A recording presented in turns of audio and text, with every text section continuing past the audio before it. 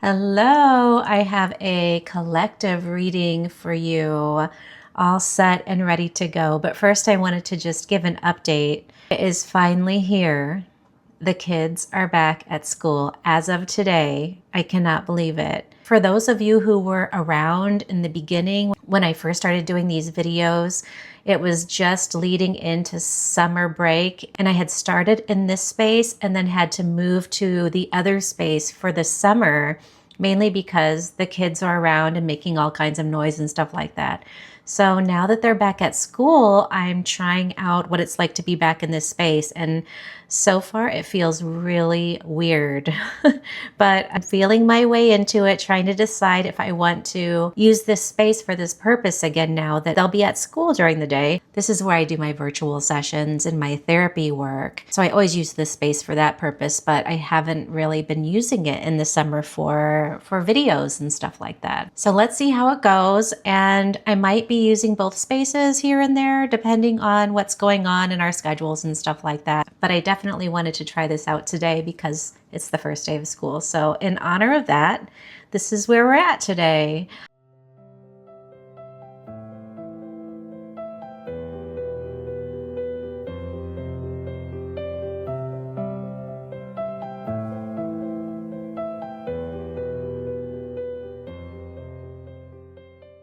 So the interesting thing about this reading is that it seems to be telling the story about this collective and what's been going on. It's like, let's sit down together and reflect on where we've been so far. I even pulled one Moonology card to just get a sense of like an overall starting energy. And the card that I got was Time to Breathe Out, Disseminating Moon. What's so interesting about that is this card signifies a moon stage that comes immediately on the heels of the full moon. And it's the start of this reflection period. It's the start of the waning period. That's why it says take time to breathe out. It's basically saying after the moon has expanded to its fullest point, it's now going to start to contract. And so let's use that waning energy and reflect on how far we've come. How are we doing? Does anything need to be tweaked? Do we need to set new goals? And essentially just taking stock of what you've recently experienced so far in that cycle. And then this is the reading that unfolded was actually like an evaluation of that, which I thought was really interesting. So in your underlying energy, what came out is storm and inner child. This seems to punctuate where it is we started. A lot of us started our journey from a place of there being an inner child storm in our nervous systems, in our bodies. Even if you've been doing that inner child work for a while now, you started because of this. This was the launching point. And it was a launching point for a reason, because ultimately the goal was to get us to a place where we feel expanded and in our power and ready to use our gifts, use our spiritual gifts. But we wouldn't be able to get to that point without first addressing underlying wounds in this inner child space in our bodies and in our nervous system. So our story started there. Then along with that, in the underlying energy, what I have is this Two of Wands and this contentment that came out together. What this is saying to me is that once we recognize the inner child work that was needed, this is sort of us in the energy of looking out at our lives like, is there another way? Do I really have to always feel this way? It's sort of like getting excited about the idea of there has to be more with this globe here. The desire to expand, the desire to no longer feel trapped inside our own limitations. And this contentment card in this reading specifically feels like it's speaking to the resistance to doing that. It's sort of like, I'm comfortable here though. This is what I know. It's warm in here. It's cozy inside this home. I feel really comfortable and relaxed. I don't have to go out there and address this storm. I can just sort of like continue to live the way that I've been living, which in many ways is a painful place because it's a contracted state where we're not really like living in our fullest. We're not really stepping into our full authenticity. But sometimes the comfort of what we already know feels safer than the risk that it would take to venture out. So this was the internal struggle that a lot of us were sitting in for a really long time before deciding to take action, deciding to step forward.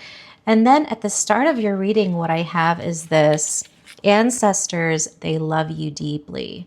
So I feel like something that we don't really necessarily stop and give credit to is the fact that we are where we are, perhaps to a large degree because we were nudged forward. Our guides, our ancestors, our spirit team, however you want to think about it, they're back there saying, don't stay locked inside. That's a trap. That energy of being lulled by the feeling of contentment is a bit of a lie, because it's telling you that it's comfortable, but it's really not. Not in the long run. It's comfortable in the moment, but when you expand out and look at your whole lifetime, upon reflection, it's not comfortable at all to stay small, to stay trapped inside. So for some of us, I really feel like we were given a huge nudge onto our journey, onto our path forward by our guides, by our spirit team, by your angels, or however you want to describe it. And then a couple of cards that came out along with that are the Center and the Empress.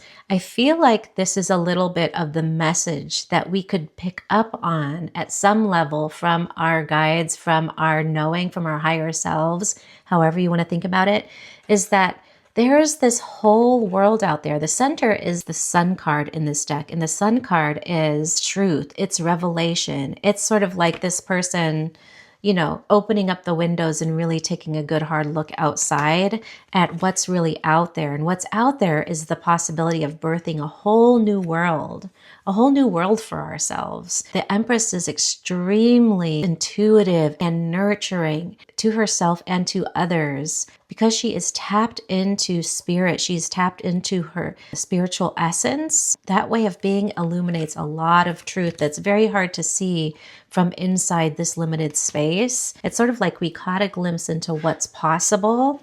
And then what I got here was this reciprocity card. So the reciprocity card talks about teamwork. It talks about the importance of recognizing that you're not alone in that process, in that journey.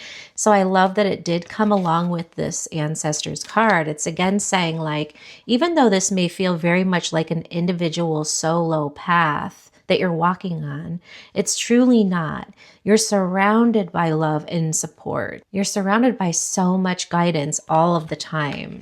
Okay, so in your second row, what I see is a little bit of a story about the doubts that can serve as roadblocks on that path with respect to stepping out in this way. And this is where it starts to tap into some of the inner child work that has been needed. So what we have is the Five of Pentacles and beauty. The Five of Pentacles in this card is one of my favorites in terms of an image of the Five of Pentacles, because you have this woman who's sitting outside of this door. She feels trapped outside of the door. She would really love to leave. It's kind of like this person here deciding, I'd like to go out there, but I don't really know how to get out. I don't know how to unlock the door. I don't have a means of exiting this space. But actually the key is right here. I don't know if you can see it, but she's not noticing it. So the message of this card is you absolutely have everything that you need to step out. Anything that's limiting you is self-limiting. And that's where this beauty card comes in, because in this particular reading, this beauty card is speaking to me about all of the doubts that we have about our own value, our own worth, whether it be appearance or I'm not good enough or I won't have enough value for who I am as a person. All of that like inner child wounding that keeps us stuck here, even when we have the key to exit that stuck place. But then along with that, what I have is faith in June. The timing of June keeps showing up. This coming out together makes me wonder if there was some sort of spiritual support that became more readily available in June that really helped a certain segment of humanity, of the collective, to begin an initiation process that involves the challenge of moving outside of this energy and tapping into this energy, which is where there is constant validation of your worth. Faith really being one of the most readily abundant ways to challenge this energy. So in other words, whenever we are feeling this way, All we have to do is really tap into this energy, and we can receive a lot of comfort and validation that we are, in fact, worthy and lovable and enough, and that we have gifts that are worth sharing. So interestingly, the next row really expands on that. It talks about the next step, the next piece of the puzzle, because what came out here is karma and inner child. I'll start here. And what this is saying to me is that this process really was essentially an initiation, an invitation to heal karmic wounds that are often rooted in the inner child. So this row is starting by doubling down on the idea that this karmic clearing is essential as part of an initiation process, as part of a process of seeing who's ready to do the work of clearing, of healing, so that there can be a wave of healers, of teachers, of guides that are ready to come on board at a certain point in the process further down the road. So then what came out is this gift. And remember, like I was saying before in the previous row, that it feels like there was this energy that was made available somewhere around June, perhaps, for a large percentage of that collective, and that was a gift. All of this additional support, this nudging, was a gift that landed in our hands. And in our sign-specific readings, I had been seeing a lot about this gift. It was showing up in a lot of readings as this light, as this orb that we were able to sort of hold in our hands and decide, what am I going to do with this? This is the moment of receiving that gift. And then what I see coming out of that is the Page of Pentacles and beginnings. So beginnings is obvious. It's like you have this gift. They're holding it here. As you can see, it's still the same gift, that round orb. Now it's a pentacle. But it's like, what are you going to do with it? Like this pose that this person is doing is sort of like an initial decision. It's like, here is something I can do with this gift. I can shift my energy in this way. So this is just sort of like an example of how we could take this gift and tap into our inner knowing to experiment with and decide, what do I want to do with this gift? What does this mean for me?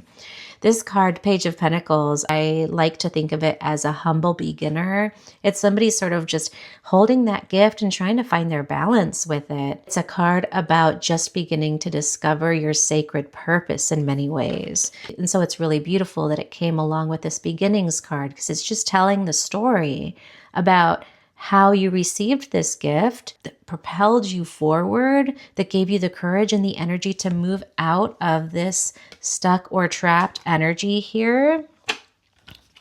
These two feel so similar to me in this particular reading, that this gift allowed you to sort of shift your energy, go outside and start to play around with this question of, what is my purpose? What is it that I'm meant to do when I exit this space, when I go out there? Look at the difference in the energy from this space to what's on the other side of that portal. It's like finally realizing that you had the key all along, opening this door and realizing, oh my gosh, this was out here this whole time. It's beautiful. What am I going to do with this? What am I going to do with myself? So the next row tells this story about what came next, which really had so much to do with letting go of the old. All over the sign-specific readings were themes of the need to release, the need to let go of towers, of crumbling structures, sorting through what no longer works, what no longer serves, and allowing that to exit, walking away from those things, because it's the only way you can make space for what is to come in next. So that's what this next row is all about. We have this beautiful release card where she's just like has her arms open, gazing upward, and all of this beautiful energy coming out from her chest, just sort of surrendered in a state of complete release, trusting a process that can actually be quite painful. It's hard to leave behind even things that no longer serve. Remember, it was comfortable. It was comfortable before. It's kind of scary to just finally say, okay, I'm ready. I'm willing to release what no longer serves. I will trust the process. I'll trust the divine. I'll trust source. I know that I'm in good hands. I know that I'm not alone. And so this is the process of walking away. And what came along with that is moving on. I mean, it's so powerful. It's like moving on, the Eight of Cups, walking away, release, all in one row, telling the story that came up again and again in the sign-specific readings. It showed up in different ways for everybody, but the overall theme was clear. Everyone was being asked to let something go. And the reason, your gifts are needed. This is a reminder. Remember why you're doing this. You're actually being refined. Remember, this is an initiation process. This is not just an exercise. It does involve your healing, but it is not just about your healing. It is about your healing so that you can step into this role that perhaps you've always known in the back of your mind you were meant to step into. The process to really stepping into that place essentially involves a series of tests. And this reading really outlines in a rough sketch kind of way what those tests have looked like. At any point in time, there may have been a number of people who fell off of the journey, who said, no, I'm not ready to release. No, I'm not ready to receive that gift. No, leaving this is too scary. But I feel as though the people in this collective, if you're listening to this message, you continued forward. You continued forward. And so in this last row, what we have is the Knight of Wands. Step into your power. Time to act, and Rising Star. This also has come out. These cards specifically, the two on the ends especially, have come out in several of the sign-specific readings. This card for me lately has been signifying healed inner child energy. It is like the inner child who feels free to be playful and energetic and tapped into their loud and messy and sometimes inconvenient true selves. She's making all kinds of noise with her drum. There's this horse in the background that's just kind of wild and bucking. It's the energy that a lot of children have that gets kind of squelched in childhood. And so a lot of the inner child healing has necessitated giving permission for this to exist in our bodies, in our lives. Giving permission for us to be able to harness and hold a lot of energy and power in our system, because that's what's needed to really be able to own your fullness, to step out in ways that are scary, in ways that you know you will be judged, in ways that our lesser healed, self-conscious selves would have cringed at doing, because there's a lot of judgment for anyone who steps out in any sort of way. There's a lot of projection. Without having done this healing, this would be impossible. It would be impossible to step out, to have an open and free throat chakra and really speak what comes through, to honor what drops into your body as truth and speak it out loud in a bold and fiery way. It's extremely powerful and beautiful. This is where the reading ends. And what comes out along with that is this nourishment card. It's really interesting to me because it speaks about taking really good care of yourself, mind, body, and spirit. It really emphasizes the importance of staying on top of your well-being. Why? Because you're a much needed instrument now. When we don't take care of ourselves, we make ourselves vulnerable to falling off of our path. Even in a spiritual warfare kind of sense, cracks in your foundation will be taken advantage of. So I see this as the importance of making it a habit to survey your whole mind, body, spiritual biome, kind of like the microbiome, but this being like the whole thing. And she's surveying it. She has her arms open and she's surrounding it with nourishing foods and fresh water. And this moon signifies intuition. To me, this sort of is meant to symbolize all the elements needed to make sure that you stay really tapped in and healthy so that you can continue on your path, because you weren't brought through this process to be taken down by your well-being not being what it could be. To me, this card really talks about responsibility in essence. It's like if you go through this initiation process and you land here, you now have a responsibility to take really good care of yourself because your gifts are needed. You're now an instrument of the divine in essence. You're an instrument for source, for the light.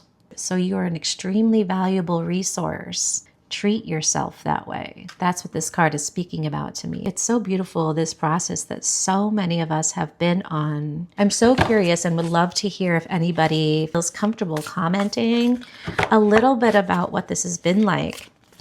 Or even just hitting the like button to let us know that, hey, comfort in numbers, you are not alone. If you are one of the collective that has been walking through this process. Okay, so I want to get one oracle card and then we'll go ahead and wrap up this reading. It was so surprising how the cards came out today.